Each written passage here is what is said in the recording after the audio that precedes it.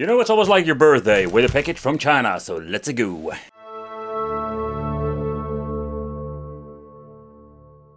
Welcome back to the channel. It's awesome that you're tuning in. In the jungle of game boxes, there is so much that you can pick up to play your old school retro games.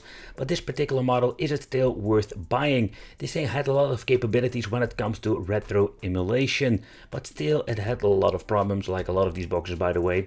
But it came with very interesting controllers, not the chemical PlayStation ones, but also the design was made for putting it on your television.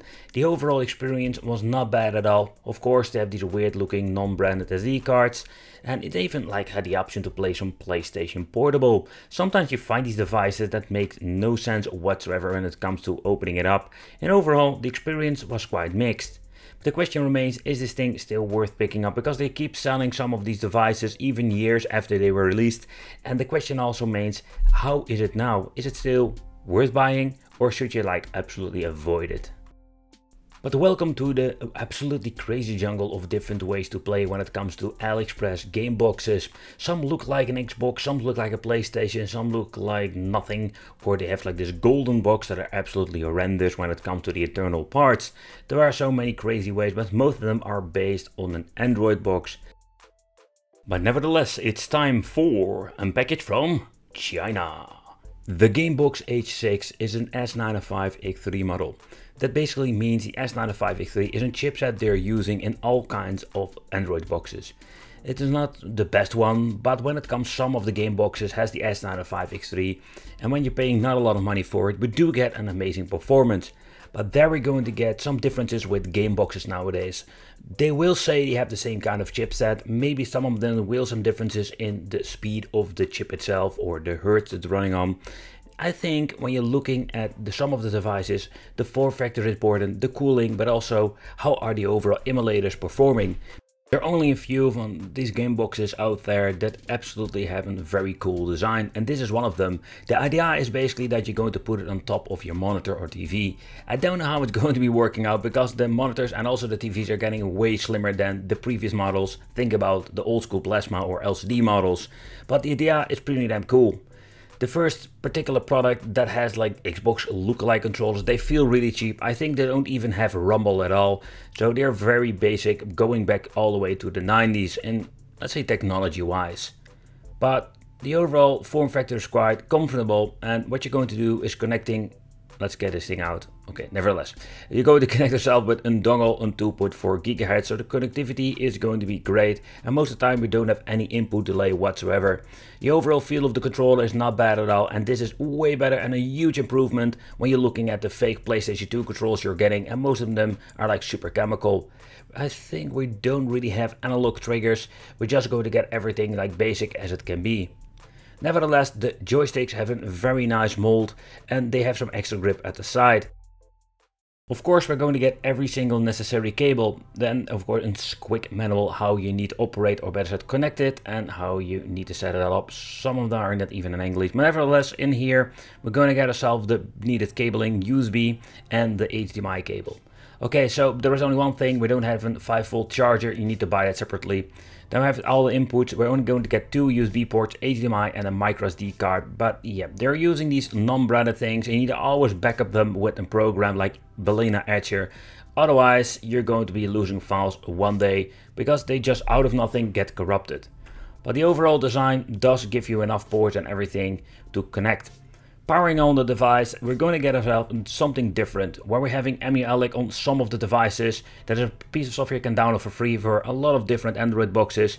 With this particular model, we're going to get more like a Pandora's box idea.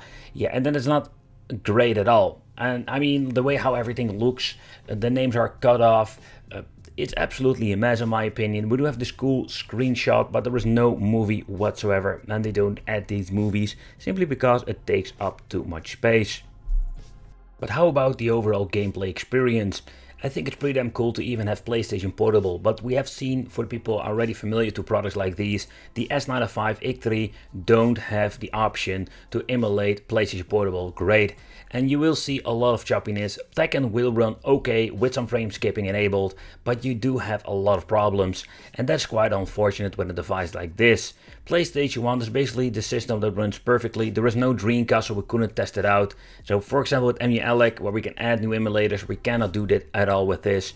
But yeah, if you just want to really enjoy some PlayStation 1, this device is capable of running it without any problem.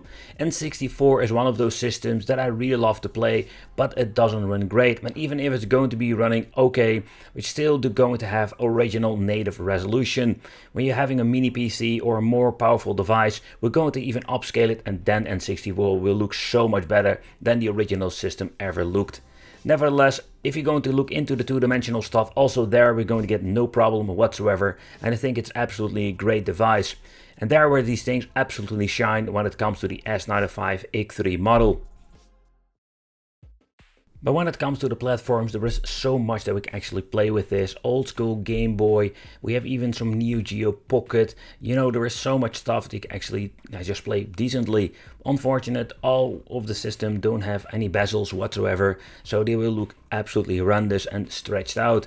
I was quite surprised to see the GS1000 or the PC Engine being on here.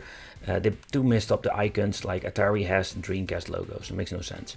So it's kind of confusing. Nevertheless, when you're looking at it, this thing has quite a lot of different platforms to offer that we didn't see before when it comes to other models.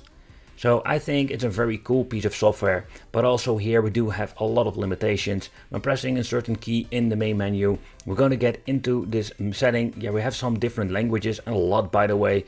I was quite surprised by it that we have a lot of different languages. We do have the option to check the native files in the SD card. We can change out the key sound settings, and we can even mute it. That's absolutely horrible, that music that makes, or that tune. We have equal scale mode, so we can mess around with the scaling. So that is one of those options. I think it's pretty damn awesome. But then again, it's very limited, and at this moment making this video, this is even version number 1. So I'm curious if they're going to release any new versions in the future. We can mess with emulators. I was really surprised to see that we can actually open up the PPSSPP emulator or the PlayStation Portable emulator on the system and device itself. You can just mess around with the games if you want to and if you need to. So with settings over here, it has been set to OpenGL, frame skipping set to 1, and I can tell you some of the games will run, but if you just look at in God of War that are very demanding, those games will not run at all, so it's going to be in hit or miss. It's quite interesting that they set the filtering to 16 times, but overall when you're looking at it, I'm very glad that we can mess around with PSP, because there we're going to need it, absolutely. Alright, so let's take a close look at some gameplay. There is no music. Kind of interesting. This is the first time actually that I don't have this game with some music. Okay, so we do have like 30 FPS. Alright, so let's see how far it drops down. 22. Yeah, so you know, these boxes are not great to play on PlayStation Portable. There will be games playable, but when you're looking at the overall product, I think it's a very genius way how they made it. It is not something they grabbed from the shelf and just slapped it with some MUL. Like they did a completely rehaul when it comes to the PCB, added some LEDs, they made it a one unique product. And I must give them some extra kudos for that. Unfortunate, they just want to be cheap and they're using this S95 XT3. I wish they used the one from the GT King at least, so we have way better overall performance. If you should pick this up, is of course your own choice. I think it has like some cool novelties to it, and you can put it on your television and give it like a personal position. But yeah, is it really worth buying it for that? Because it does have a lot of problems. For example, you cannot mess around with emulators, so what you see actually is what you're going to get.